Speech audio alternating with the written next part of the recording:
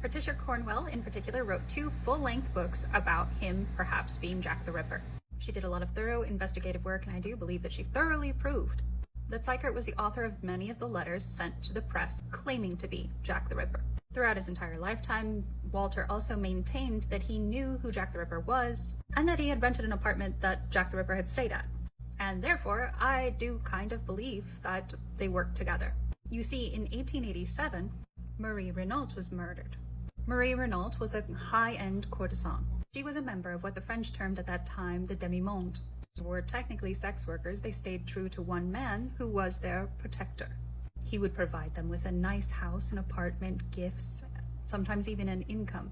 And Marie Renault was one of the most sought after, the most discreet, and one might say the most conservative of the demi-monde.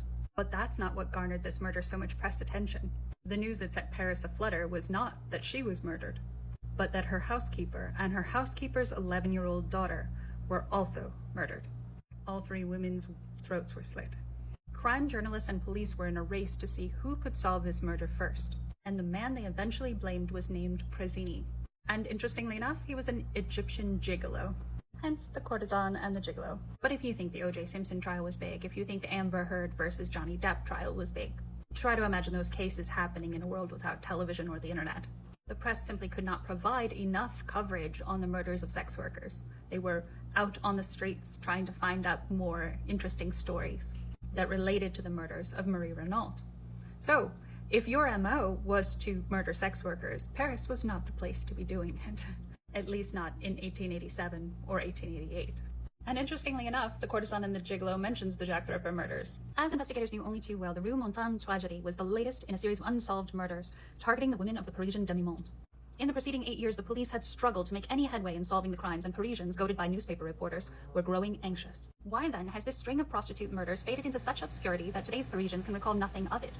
Timing, in large part. The Rue Montaigne investigation predates the first of the Jack the Ripper murders in East London by little more than a year. In fact, London's initial response to the Whitechapel slayings was to recall the Rue Montaigne, and the Ripper investigation quickly took on a life of its own. Over time, Ripper lore eclipsed the Parisian cases in popular memory and in scholarly interest. A steady output of fictionalizations, films, comics, and academic studies now fall under the rubric Ripperology, which has no Parisian equivalent. The author goes on to discuss some other similarities of it, saying that they bear notable points of convergence. So if you thought that Edgar Degas could possibly be Jack the Ripper, but why did he go to London to start the murders, and then why did he stop going to London? Then in both cases, the answer is the press. At first the heat was on in Paris, and then the heat grew worse in London. And if you were wondering whether there were murders of sex workers in Paris after 1888, yes. Yes, there were.